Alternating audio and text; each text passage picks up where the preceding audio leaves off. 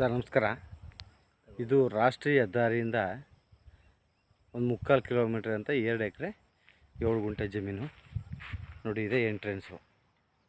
ಇದು ವೈಟ್ ಕಾಣ್ತೈತಲ್ಲ, ಅದೇ NH.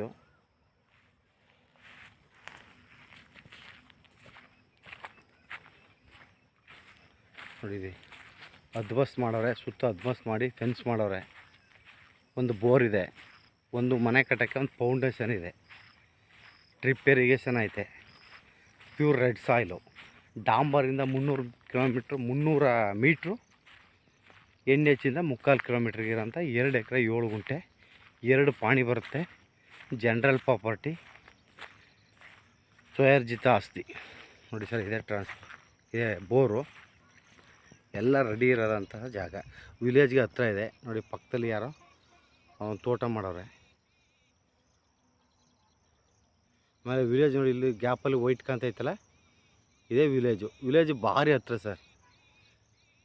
ಆಮೇಲೆ ಪಶ್ಚಿಮದ ಕೊನೆಗೂ ರೋಡ್ ಇದೆ, ಉತ್ತರ ಕೊನೆಗೂ ಓಣಿ ಇದೆ, ಸರ್ಕಾರಿ ಓಣಿ ಇದೆ, ಎಲ್ ಶೇಪ್ ರೋಡ್ ಇದೆ.